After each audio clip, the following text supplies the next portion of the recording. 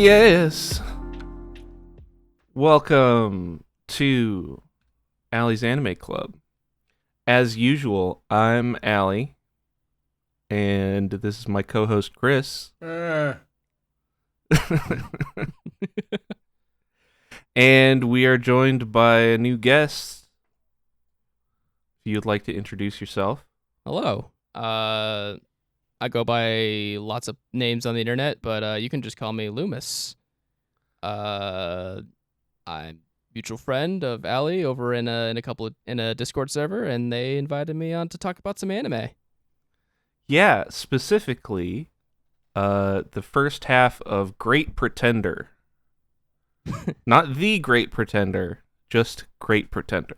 Yeah, I was a little confused when I first typed that in because I got a couple of different results that were not an anime, and I'm like, oh yeah, including the Freddie Mercury song, which is also the ending of the anime, which is also pretty cool. Yes. That's wild, honestly, to have an anime end with a Freddie Mercury song. I mean, when you got Netflix money, anything's possible. Yeah. True. Also, there was some discussion on. I remember you asking a question that I went through the exact same thought process of, hey, I'm going to look at the dub, and it starts in Japanese. It's still in Japanese. Yeah. It's honestly, a very bold choice to start the dub with like the original Japanese VAs. And then only switch like halfway through the first episode. Yeah, I mean, I do like the fact that they are consistent with the idea that our protag Makoto, his accent still sounds like shit. Yeah, like apparently, I forgot who they mentioned. Oh, like his old mentor, the little guy. Yeah. Apparently, his English sounds way better than his, and he only was like learning how to speak it within the last like couple of years. Right. Love it. Yeah, I had a fun time binging this over the course of 2 days. And but yeah, it's a fun ride. I really like it.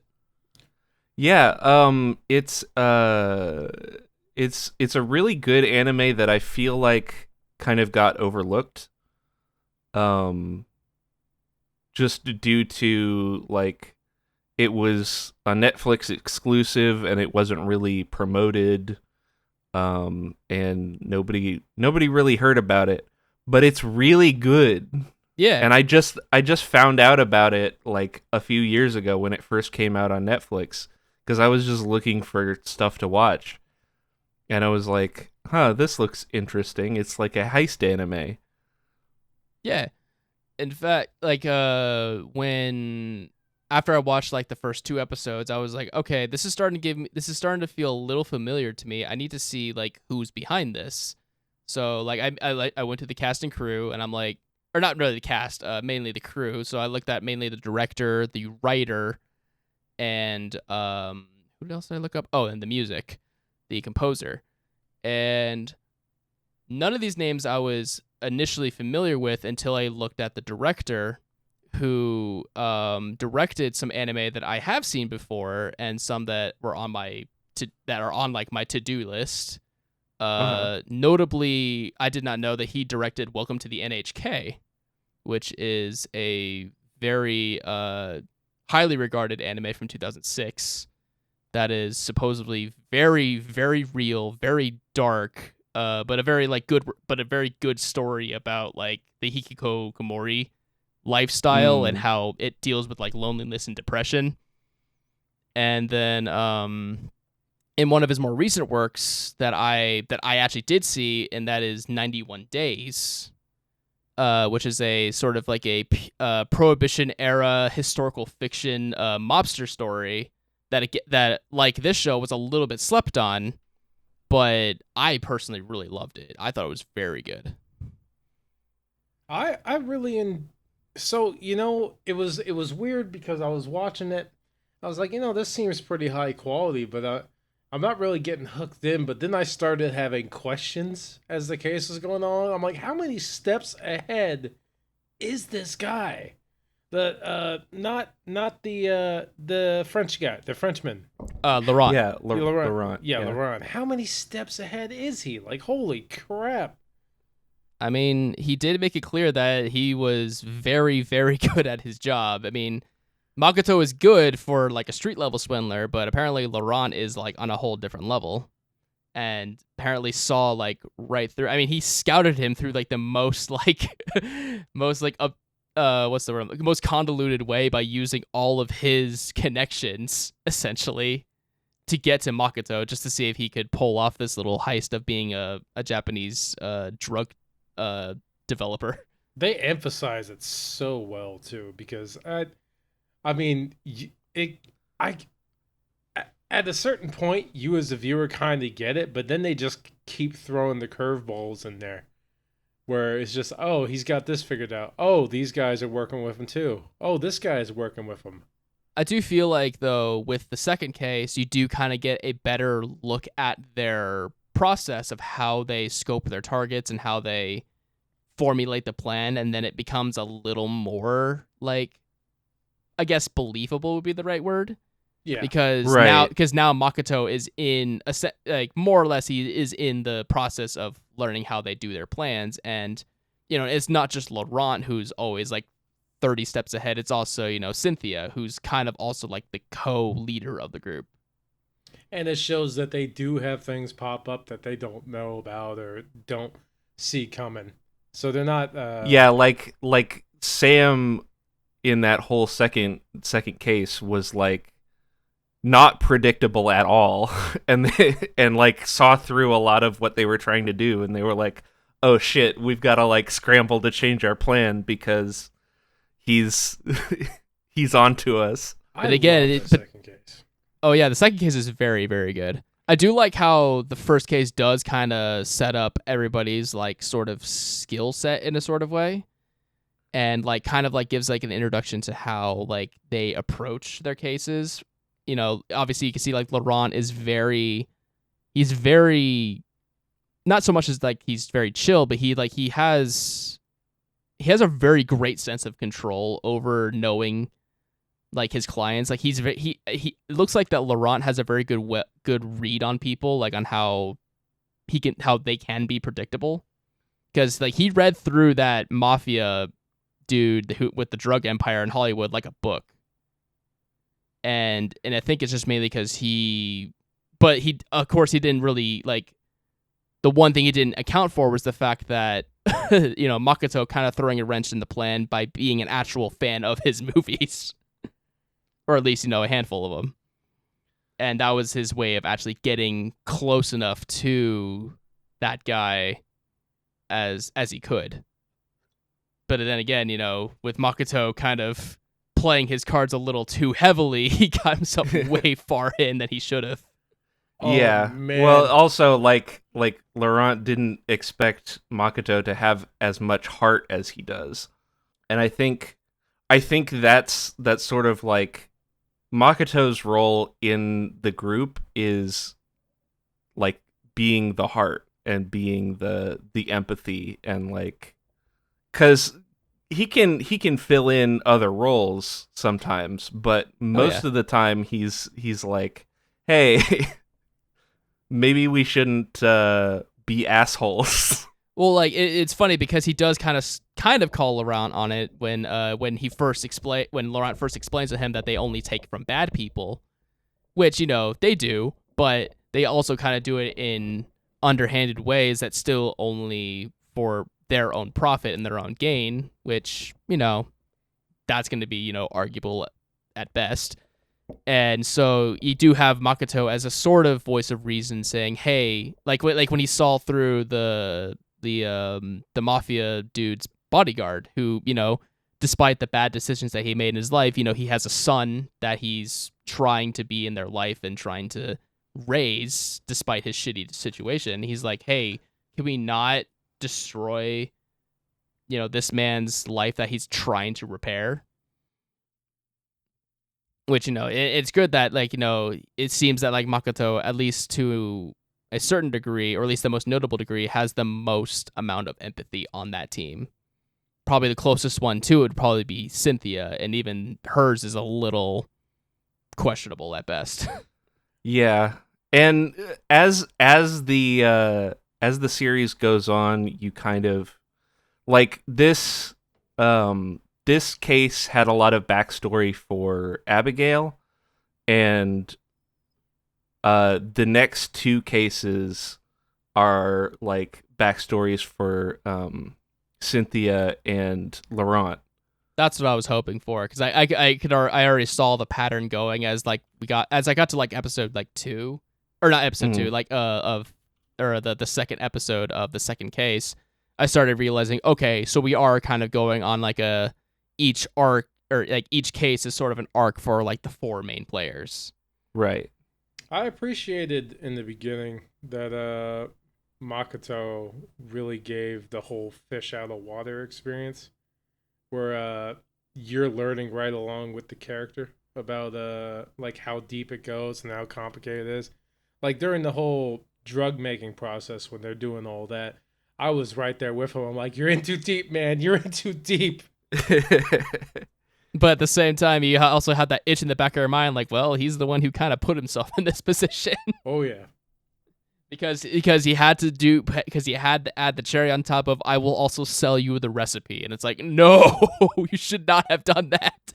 You can give him you can give him an exclusive sale to the drug, but you don't give him the goddamn recipe, man.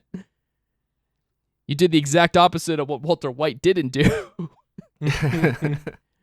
I was also laughing my ass off throughout all of like the very blatant but very respectful like Breaking Bad and like even like Better Call Saul references throughout the show, even though I have never seen either show. Cultural zeitgeist stuff with that. It was great. Like it was funny because like I was essentially thinking like, okay, so this is basically as if it's Better Call Saul, but if Saul was actually the drug dealer instead.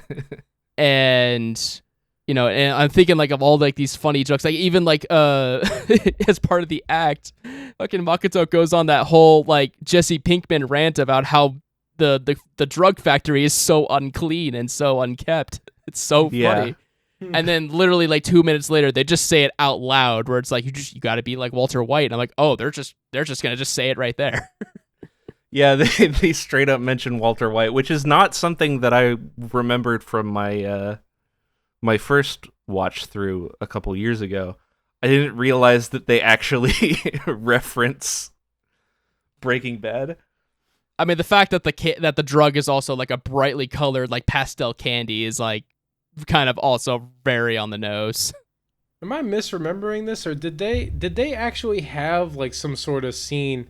I feel like it was at the beginning of one of the episodes or at the end of one of them where it showed like a literal just reference to like the RV where they were making drugs in Breaking Bad. Yes, they did. It was like a little like expository shot of like just like talking about like the main about the mobster. Like it was like his introductory like paragraph of like who this guy is and like how like his drugs are just basically all over the West Coast. And there is like a panning and interior shot of an RV like at night, and then it kind of goes inside and you see 2 deceased women, unfortunately. But like it's part of like that setup, and I remember just seeing like, oh, that's the RV. Yep, that's the RV. Like why watch Breaking Bad where you can just watch the first 5 episodes of Great Pretender? That's the story right there. I enjoy when they eventually get to that second mission they're doing, their second case, and they have. I enjoyed how they did the brother, the money holding brother. The Ibrahim brothers. Yeah, not the one that's flying, but the one that's handling the money, because he is a scumbag, and they don't. Oh yeah. They don't let him be played off as like by the same stuff as the other brother, who's more actually into flying and into the sportsmanship portion of it. They don't let him be played off by the same stuff. He has different motivations. Yeah, like you catch that right off, like when you see their first like on-screen interaction where they're in the pool, where like the younger brother Clark is like, he's obviously in on the plan, but even like his first like few lines can show that like he's like dissatisfied by it, like he wants to like race for real. But he's also rich, and he's famous and successful, and he doesn't really want to upset his lifestyle, as you can see, because he loves the company of like 7 women at the same time. But it does show like an underlying like mindset of, or thought process of like, yeah, I like where I am now, but I'm starting to get bored. Like I want a challenge again. Right. And I do like that. And you can also see like if like at the end you can kind of see there could be a future for Clark elsewhere, whereas Sam is just kind of fucking ruined. Oh yeah, no, he's in shambles. He deserved it. Yeah. Yeah. Oh my god. I loved the whole fucking scene when Cynthia is on her first like infiltration of like trying to schmooze over Sam, and the band basically goes like on a whole like I'm not sexist but rant. It's so funny. And I'm not misogynist, but and it's like, and then I don't think they should participate in sports.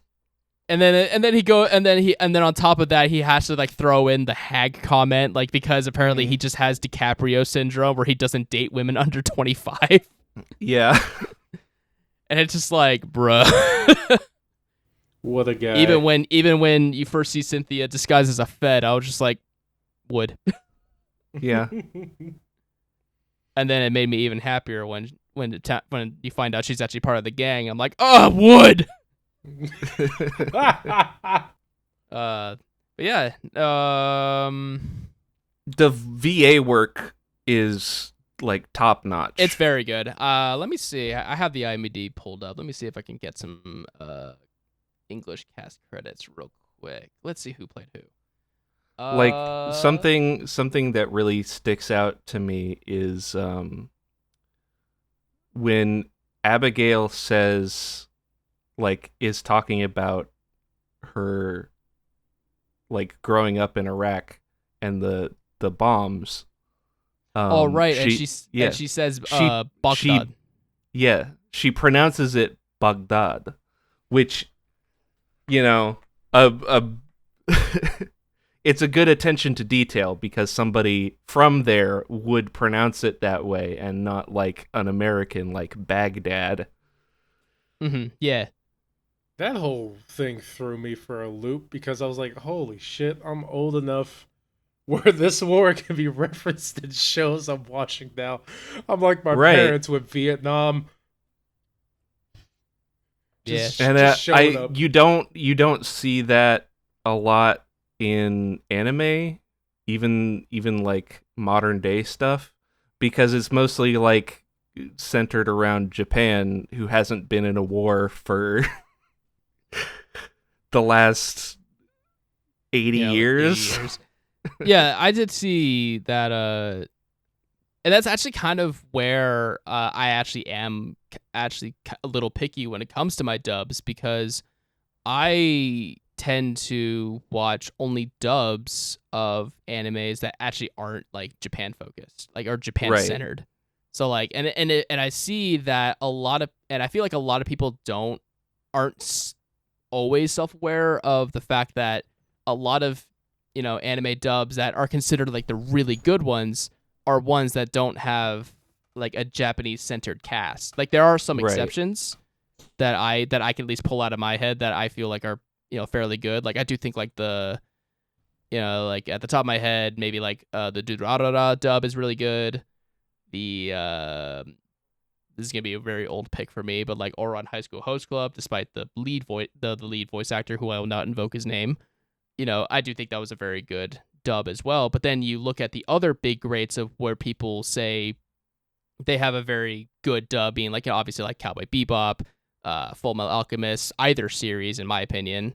I'm even very partial to like Samurai Champloo's dub.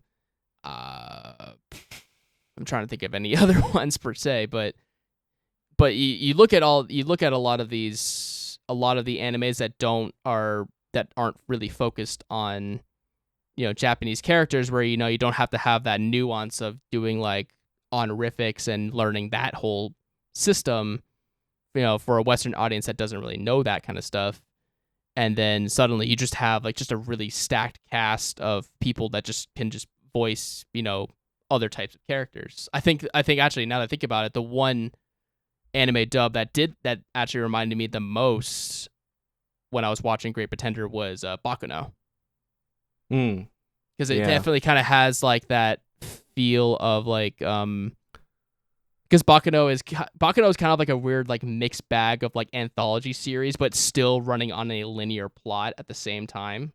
Right. And in this series is definitely like an anthology series where it's definitely separated by case, but it still has like that very like quick paced, very snappy type of like cinematography that also just has very good writing. I feel. That the dialogue feels very natural, which I feel is definitely in this show's favor, especially. Yeah, absolutely. It does have pretty good writing. Yeah. I think I like this show a lot, partially because it reminds me of Leverage. Oh, okay. That is a show that I've heard a lot about that I've never seen. It's very good. It's another heist show, but it's basically like it's another one of those things where they're like, oh, we only target like bad guys, right? Yeah, we only target bad guys, and we specifically do it for like people who have been wronged by them, and we give them like most of the stuff that we take from them. I was gonna, and I could definitely see that, and I can, my first impression was like, oh, this is kind of giving me like a bit of like an Ocean 11 kind of vibe, where it's like a very, right. It's very, it's definitely like in the realm of thriller, but it's also kind of goofy, which I do like. Mm-hmm. Like Makoto is actually kind of like, being our protagonist, he's actually kind of like the goofiest character out of all of them. Yeah, which is very funny. Laurent is kind of Laurent's kind of a scumbag. I think he is supposed to be like the embodiment of like being the worst one, even though he's also kind of like the best one at his job. Right. And we still don't really like with the second case, we do kind of get like a better sense of who Abby is, but we still don't know really why she's doing all of this. Other than I guess like that last final part of the case where she just says like she just wants to die. Right. But like, because she even says like living is kind of boring then anyway. But yeah, she seems kind of like an adrenaline junkie.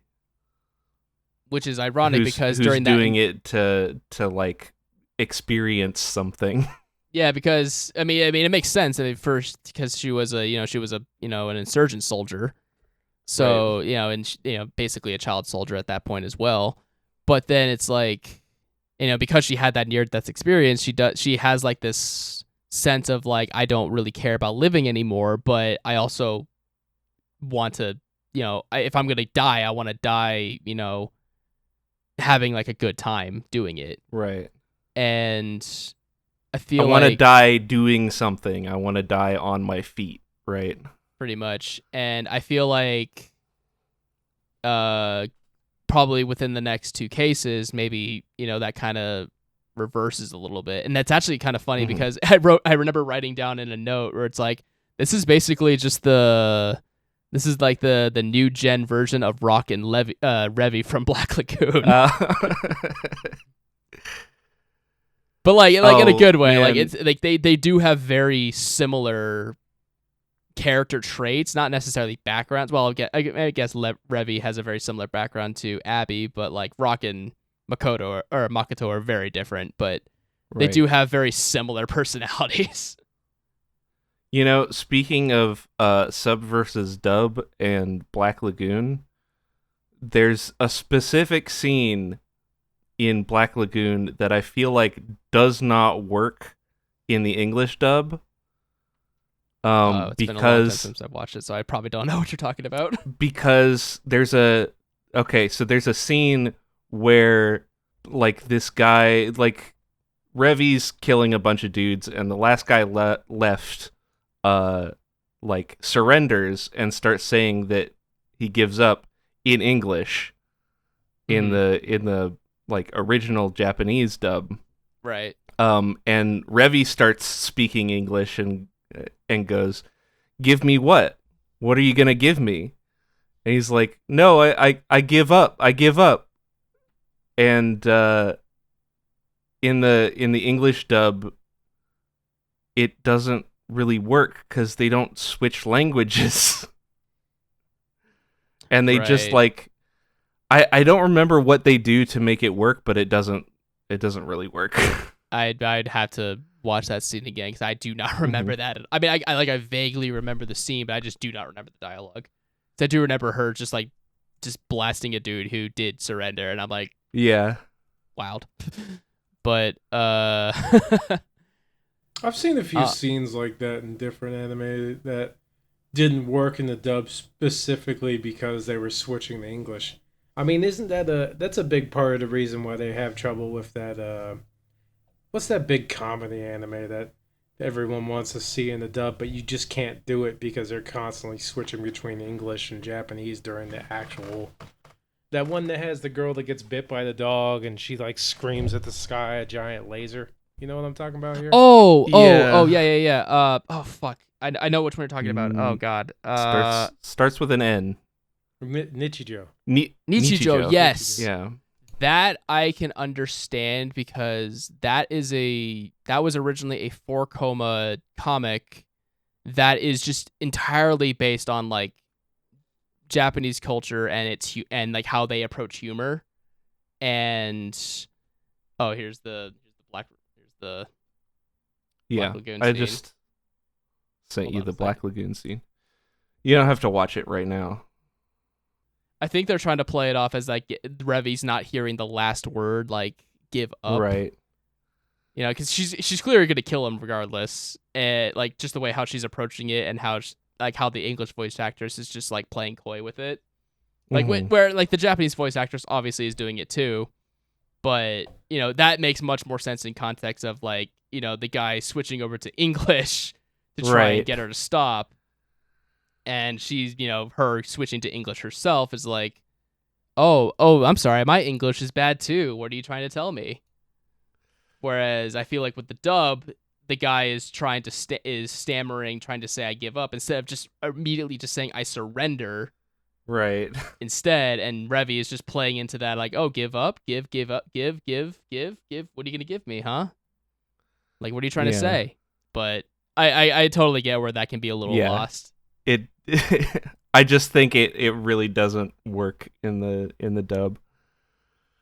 I think that particular scene maybe because I actually do really like the original Black Lagoon dub. In fact, I love Black Lagoon. It's actually one of my favorites. I feel like I need to watch it again, honestly. Because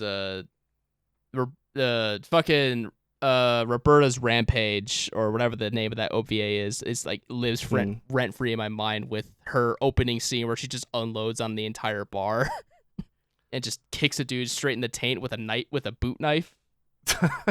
I'm just like I think when I first watched that when I was like a teenager, like I was like 14 or 15, like that was like the first like probably like adrenaline like burst I got from watching something so graphic like that in a way. I'm just like, oh no. I think like I'm pretty sure that was my exact reaction. But I'm out of my depth here. There was a long span of time where I just didn't watch anime, not because I didn't like it. Obviously, I'm here, but it just like I never thought to watch it. Somewhere between where Toonami did their late night anime stuff, and whenever Full Metal Alchemist Brotherhood came out, I missed like everything in the middle there. Yeah, I mean, I watched some stuff in high school, and then I kind of like fell off for a bit, and then I started watching anime again more recently. I think, watched a lot of Naruto in high school. yeah, like Naruto was essentially my gateway drug when I was in middle school. Yeah. Dragon Ball Z. Well, that's the funny thing. So when I was watching Naruto, like it was funny because I couldn't understand why it felt familiar to me in a way, and then I remember like thinking about like other shows I used to watch, and I'm thinking of like Dragon Ball, Pokemon, Digimon, and I'm like, oh, they all like kind of look the same. They all have like this really Yeah. weird animation style that's kind of different from what I'm used to watching. I'm like, oh, I've been watching anime for a lot longer than I thought I was. Yeah. But Naruto. Well, also a lot of those are made by like the same like Korean animation studios too. So I didn't even know what a shonen anime was back then, but I was watching them. When you fucking go when your gateway anime is a shonen anime and you are forced to like learn about like the nomenclature of like different types of manga styles, like you get a very specific type of rain brought. Mhm. I'm 30 years old now, and I've retained so much useless information about anime culture.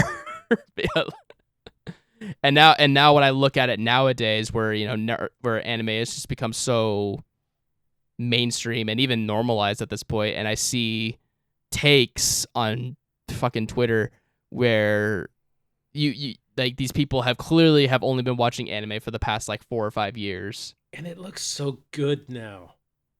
Oh yeah, it looks fantastic. Even so though like much anime, it just looks so good now. It looks good, but there's also the fact that there's also too fucking much of it. Oh yeah. Yeah. You look at a seasonal anime list, and like 30 there's like 30 of them like for a seasonal block, like for like fall of 2024, fall 2024. It's like 30 shows, and like how are you funding all of this? Yeah, that's First of why all- I get recommendations, and I depend on recommendations Oh, yeah. for what anime to watch. I mean, I do like looking for like hidden gem animes. Like that's exactly how I found fucking 91 Days. They got from the same director from a few years ago, and that was just kind of on a whim back when I used to be on Tumblr, and people like actually were like posting the gifs and little clips of it online, and I was like thinking like, wow, this show's really cool. Where can I find this? And it was not on any legal streaming site at the time. I had to pirate that. Mm-hmm. I remember, honestly, I've gone to a few anime conventions, and a lot of the times I'll go to a panel or something, and then I'll learn about some anime and be like, all right, time to put that down on a list. Like, I've got Bubblegum Crisis is on Oh, yeah. a list because I gotta watch that because I was in some list of like possibly or definitely LGBT anime, and I was like, Oh yeah. oh, that one seems interesting. Go check that out. Mm-hmm. That's also another one. It's also kind of on a back burner list that I've had for like over a decade. I recently learned that it got removed, or the dub did, from Crunchyroll or something like that. Oh wow. But they still have the sub version. I mean, if it's some kind of version, might as well try to watch it. Yeah, they got all those different who possesses the rights to whatever nonsense going on when it comes to anime. That's why you got anime on Hulu, Netflix, Crunchyroll, and then also on like friggin' Pluto TV and shit and Tubi. To be fair, like if you get a smart TV and you get like those like kind of free channels like Pluto or whatever along with like it's actually kind of fun. I love Pluto and Tubi. You can find all sorts of wild stuff on there that you've never heard of. It actually kind of reminds me back of when with the when you used to have like satellite TV and you had like Anime Network, like that channel where they had like 3 of them. And like you had to go like all the way down to like the catalog list on the TV menu, and yeah, you can find anime just somehow like that wasn't on like Toonami or something like that, or like it was like it was at least like like licensed out by like Toonami, and then eventually like like Funimation and all that. I remember browsing channel lists and finding like independent film channel and stuff like that, and going like, "What is this at the bottom of all the HBO and everything?" Mm-hmm. But we've gotten way off topic. Yeah. No, we're supposed to be talking about Great Pretender, yeah. and now we're just going We're into not- fucking, We're not talking about Great Pretender. We should talk about that. Yeah, sorry. Something about airplanes and exploding. Yeah. But yeah, I think there's a I think we kind of start to see that Laurent is kind of a scumbag when he convinces Makoto that he's not a real mechanic Oh yeah, by like tampering with the plane. that was a little left. Yeah, that was mean. Like it was, I do feel like that was like you can definitely show that like Makoto has this massive like internal struggle with trying to be a better person. Right. Yeah, because that first like arc of like seeing like where he came from, and then it even still pokes through in the second case where you find out that his father like was basically part of a human trafficking ring, which was awful.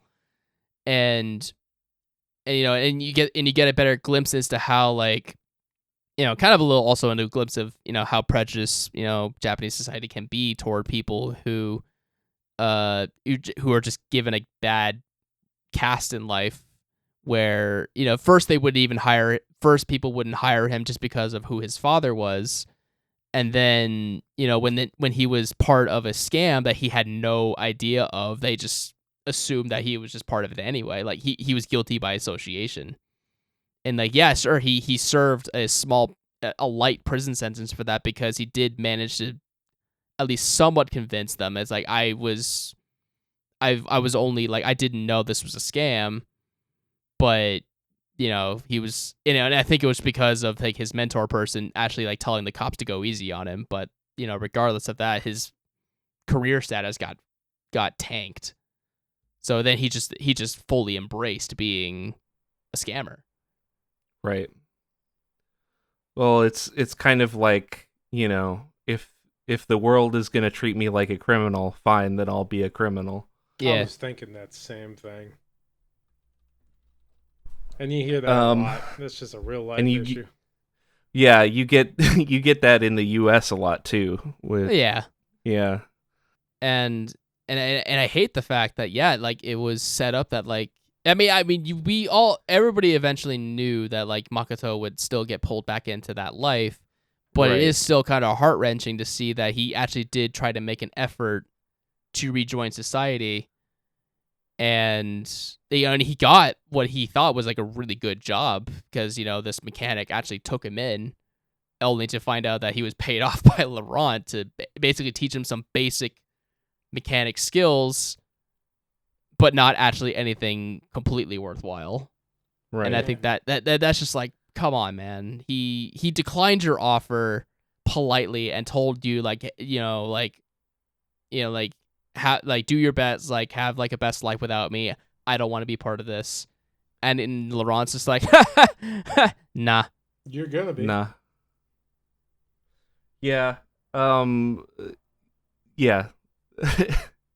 Laurent's a bit of a scumbag in that way, and I think we kind of both see him sort of lighten up and open up a little bit more in the next two cases, but we also kind of like learn what made him this way.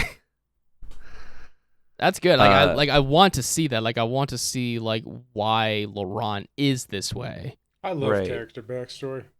Oh yeah. But and it's also nice to like to have like that to like temporarily be like, man, I fucking hate this guy. but you also can't deny that he's also really good at what he does. Oh, absolutely. Like he just Um, scams the hell out of Sam. Like he does like play him by a book, despite Sam like being able to see through most of their bullshit. right. Very good, love it. I remembered how they pulled it off at the end. And I like, but the first time that I watched it, like I had no idea what the fuck was going on. I think with It the was second it case, was very funny. I mean, like I said, like, and the first case obviously like got me because I was think- like, what the fuck? like I said, I think this is like a good way to show how the gang operates when Makoto isn't fully in the know. Fish out Right. of water, baby. That's and like so now with the second case, you get a little bit more of the play-by-play when they find out. Okay, so there's a bit of a there's a wrench in our plan. Now we gotta improvise a little bit, and it's actually really good that Makoto was there because he did because almost like in the complete opposite of the first case, he actually was the kind of like the saving grace of the team by being able to play along with a move that they didn't expect to go with, and that is actually being the mechanic. Right. I really enjoyed all of the gambling segments, and and Sam's friggin' air quotes disguise. Yeah. Oh yeah, like where he just like he puts on like a pot belly like cord Yeah. sort of thing and wears like a baseball cap. Yep. Well, he also has like fake cheeks. Yeah, like he stuffs to his make cheeks like him- Marilyn Brando yeah. style. Yeah. Yeah, no, and oh man, and it just fit his character so well that he was just so gung ho and so cocky about winning. Never thought that there was any possibility. Obviously Yeah. he's rigging, but he's like, yeah, there's no possibility anything could ever go wrong. I'm getting this money. Right. And with that first loss that he did, he's like having like a mental breakdown. Like how did my other pilot lose? And it's like he just never had the idea that even though the gang did rig that guy's plane, he never considered the possibility that like his pilots that weren't Clark could have an accident. Right. I mean, yeah, a plane could have happened naturally to any plane at any time. Yeah. Right. And he immediately blames Makoto, who wasn't even that team's mechanic, Right. which is insane. I'm just gonna point guns at everybody because I'm upset. I'd say I called that a white man moment, but he's clearly Not white. not. Yeah. But I mean, like white man energy. Yeah. I feel like a lot of like rich like UAE sort of oil tycoon type people exude a lot of white person energy. Mm-hmm. Maybe that's the energy. It's just rich people energy. Yeah. he is the son of an he's a Saudi prince whose family, I guess, owned a shit ton of oil in their land, and even though they're disowned, they still come from money. Right. Money, money, money. And I do like, and it's funny how you do have like Clark, who is essentially his opposite, even though he's just as spoiled. Right.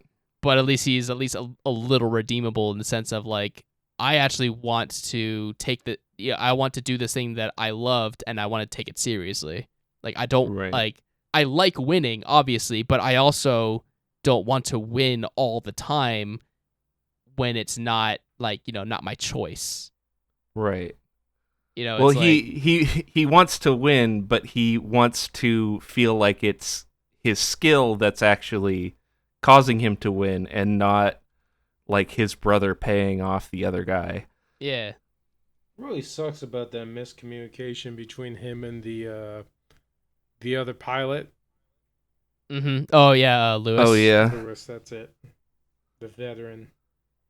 Yeah, I thought that, and I do like that there was like, I do like how the second case definitely had a lot of these like, like connected strings that, kind of, because I was thinking a lot of different things that were happening before before like the final episode, like when they mentioned that someone sold out the plan for Lewis to try to go outside of the bet. At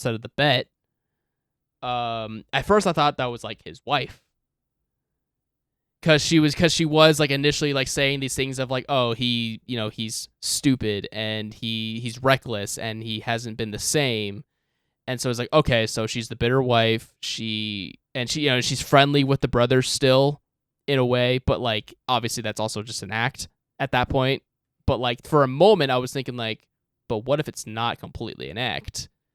And then it shows that, oh no, it was Lewis and Clark who collaborated in trying to go against the rigged system, and it was just unfortunate that Lewis is the one who blabbed himself because he wanted to be honest about it. Also, fun little name thing that they called the two rivals, Lewis and Clark. Oh my god! I only noticed it when you said it. So you're not alone. Uh-huh. Not when Allie said it, but when you said the two names together, right. Then I was just like, oh, okay. Oh my god, I feel so dumb not recognizing that now. And why would I? It's like they're these two Saudi princes. Why would they also have like the whitest names possible? Well, the rival is named Lewis, and the guy's, oh right. Yeah. Duh. The white guy is Lewis. Right. Yeah, you're right. Still, I'm just like, it's still kind of weird to me that which is how it kind of slips past you, because the brothers aren't named Lewis and Clark. It's the two rivals. And I don't think they ever actually say their names together in the right, FAI. exactly. Wait, I just realized that still doesn't make sense thematically, because Lewis and Clark are the dudes that, did the whole, right. Western exploration. What's the phrase I'm looking for? Whatever. They went across the country. And, I was some reason I was thinking the Wright brothers, because that would have made way more sense. Yeah. And actually, no, that actually kind of reminds me that I feel like, as much as I am enjoying this story, I feel like a lot of the thematic threads that they're trying to pull with like symbolisms and whatever aren't fully landing. Mm-hmm. Like, especially, like, particularly, I have one of the main issues that I do have is, and maybe I'm not fully seeing it, it's the gachapon like symbolism that Makoto keeps going back to. So in the first case, he pulls the little figure of Toyotomi Hideyoshi, and he goes, and he gives Abby and Laurent the TLDR of who he is, and it is basically right. He was a peasant turned samurai that essentially became one of the most powerful men in Japan, and he was one of the unifiers because he was the retainer to Oda Nobunaga, and I thought like, okay, so this is going to be symbolizing the fact that like maybe he's going to have a massive ego break, because that's exactly what happened to Toyotomi Hideyoshi, where after he got all of this power, he basically became an egomaniac and started doing a lot of crazy things. Right. But instead they just went to where he instead did the right thing, gave up his winnings and turned himself in. And I'm like, okay, so that's more in the sense of like, the Roman folk hero who became, the temporary dictator when they were in a crisis, and then when the crisis was averted, he retired and went back to civil life.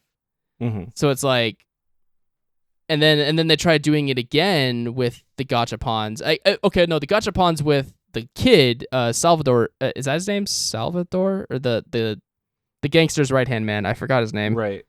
But like, the kid pulls remember out, the gangster, and obviously it's supposed to be an homage to his father, because but he's like, I want the bodyguard because that's what my dad is, and that one's like okay. But then, like, in the second case, when Makoto is teaching Abby about, like, how he views the gachapon, he pulls out the ballerina, which makes sense, even though he has no idea why that would be significant to her. Right. So I feel like the gachapon theme is a little all over the place, in my opinion. Yeah. I'm gonna be honest with you. I can didn't see that. pay attention to it at all. I mean, I saw it there and I heard them talk about it and whatnot, and I'm like, okay, that's neat. And then I forgot about it the next scene. It didn't have any real lasting importance, it seemed like. I think that's... Also, I feel like it's weird that in this, like, I don't remember where they actually were for the second case. But Singapore. Okay. I think it's I think the case Singapore, is literally called the Singapore it's called Sky. Singapore Skies. That's right. But like it's weird that in Singapore they just have like capsule toys of like Japanese historical figures. Apparently, I think the one that he pulled was just a generic samurai. I don't think it was supposed to be anybody. Oh no, it was supposed to be. That was the other one. That was the other one I had a problem with. It was the figure of Mitsuhide. I forgot his last name. Akechi Mitsuhide. Yeah, and that's the dude who betrayed Oda Nobunaga, who literally lives in infamy as the guy who killed the guy who killed him, like betrayed him. And it's like, where is that supposed to line up with? And I feel like the only reason why is that, with his reasoning as like, he did what he thought was right. And it's like, in the context of a historical figure like that, I guess that kind of makes sense, because I think in the context of that scene, it was Abby who also pulled the samurai and was like, okay, what's this guy's deal? And so in that sense, Makoto basically gave her a very, very, very brief TLDR of who he was, and tried to turn it onto, he made a choice, and regardless if it was the best choice or not, he still went through it because he thought it was right. And, that was just her, because, she's obviously dealing with her internal conflicts. And, like, again, this is where I feel like the gachapon theme is I feel like they're trying to do something with it, and sometimes it hits and sometimes it doesn't. Subtext is hard. It is very hard. Subtext can be like either you have to be incredibly blunt with it, or you have to figure out how to be on the nose with it. Of course, that's why the meme is like, subtexts are for cowards. But I'm a sucker for subtext. That, to me, I feel like that's where you have, if you're, I wouldn't say if you're smart enough, but if you're clever enough to have themes in your story without having to, explain it to your audience, like, bit by bit. Sometimes subtext is supposed to be kind of vague to let your reader or your audience, like try to interpret it themselves without the author like having to hold your hand about it. That's what I personally like. You don't want an old man closing the book at the end of the episode and explaining to you why things happened the way they did. No. Not all the time. I don't mind that every once in a while, where like if the story does just make no fucking sense or whatever. But like in some cases, and I feel like this is where like I feel like I can at least flex a little bit in the fact that this is what I literally went to college for. Because like I have a bachelor's degree in English with a concentration in creative writing, so I at least have a little bit of understanding of being able to read a text and be able to pick out things that are supposed to be like the author, like the writer or the author trying to say, oh, I'm trying to say something with this. And, whether or not that, whether that lands or not is, depending on the person. Someone might be in my same exact position. They read into those gachapon themes and be like, oh yeah, that makes absolute sense. And maybe it makes sense for people who, like, when it comes to, like, the Japanese audience who might watch those scenes, is specifically with those Japanese historical figures, that makes sense to them. Whereas for me, since I am I'm an outsider in that sense, where I may, find the Sengoku period of Japan fascinating, and I know these characters, I don't appreciate them on a cultural level. Mm-hmm. But I can at least understand why they could be used as thematic shorthand for some kind of, theme that the author is trying to go for.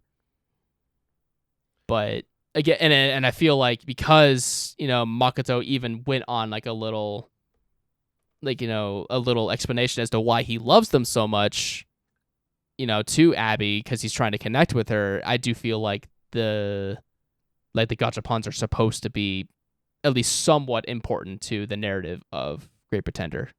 Right. I mean, the show even like basically opens up with him at the gachapon. Right. So, well, we are running over time. Oh. So, ending, I guess how do y'all feel about Great Pretender? I would definitely. This is actually in that realm of show this anime to your friends who don't like anime. I feel like in the same vein of like how you would try to show them like Cowboy Bebop or Full Metal Alchemist. Basically, an anime that is not playing so hard into tropes and or at least the ones that kind of give anime a sort of like, at best, a like, what people would consider weird. I feel like this show is very stylish, and especially with like its very like, high saturated color palette. I really, really enjoyed it. I loved the character designs, and that which I feel like is also a strong point, because these characters are obviously very stylized, but they also still look somewhat realistic. Like their hairstyles aren't super out of control and wacky. They're, they actually just look like people. Right. The most outlandish looking character I would argue would be Cynthia, and that's just because she has bright red hair. Yeah. But I say where I'm at right now, since we've only watched the first two cases, I'm enjoying it. I actually do intend on finishing it. I will make use of my my haphazardly made or not haphazardly rushed Netflix account, and I will use it to finish it, and maybe watch some more stuff. Well, that brings us to our next question. Do you want to continue and end out the series? Okay. Yeah, and I actually did a little bit of a digging further ahead. There are also I think there's also a movie afterward. Yeah. That you can also try to look up, which I'll probably also watch as well. Depending on how I feel about the ending of the series. Could be a bonus episode. I think it's like an original, like another like original animation, right. Kind of like, I don't think it's like a feature length film. It's probably like, like 40, 45 minutes long or something like that. But either way, I'm enjoying it. I think it's pretty solid. Also, just ending theme, The Great Pretender by Freddie Mercury, absolute banger, solid choice. With cats. Cynthia Wood. And all the cats in the ending are supposed to represent all the characters. As an absolute cat lover myself, I do agree. Yes. But yeah. Yeah, I might have a bit of a bias towards this because it ends with a bunch of cats. I Um, enjoyed it myself. I think I would definitely watch more. It's in that weird category right now where I'm not I'm enjoying it, but I'm not super passionate about it or anything. It's kind of just like, oh, okay, yeah, this is Oh yeah. on, and if it's on, I'll choose to watch it type situation. And heck, I might even go out of my way to watch a few of them, which I will in this case because we're doing this. But uh, it hasn't crossed that threshold for me into anime that I talk to other people about a lot. More just, hey, this is nice. I enjoy this. I like this. Yeah, like it is Mhm. definitely again like that kind of show where like if you want to introduce someone to anime or even just give them just a show that they might not even heard of because it's like it's locked behind Netflix, but if they have an account, you're like, hey, check this one out. It's actually pretty solid. mhm. Yeah. I also just really like heist Yes, media. the like I said, the whole vibe is like it is basically wacky anime Ocean's 11. Yeah. And I mean I haven't seen those movies in forever, but I do remember like the vibe of like like the team composition, the banter, and how their plans actually can go forward and how even when a plan gets a hitch, they can still run through it. I like the puzzle And aspect of a heist for sure. yeah. Trying to figure out what's going to happen next is always fun. Mhm. Well, we're at the end. Z- we'll let Pluggables. yeah, Oh. that plugs. Got them. Share them. I am a very baby streamer. I actually used to stream a long time ago, and now I'm kind of coming back with it with a semi rebooted account with a different name. I'm on Twitch at Leumas TBK. Uh, stands for the Bandit King. I am a semi PNG VTuber based off of a raccoon, but that's beyond the point. I don't have a set schedule. I'm like I said, I'm literally coming back after like 4 years of not streaming. So that's me. All right. Well, that'll be linked in the description. Chris, are you on social media yet? Who are you? No. No, I'm not. Eventually, maybe. Give it like 10 more episodes. And you already know who I am. This is my channel. So that's gonna be it. We'll be back in 2 weeks with the last 2 cases of Great Pretender. Hell yeah. Bye bye. Bye.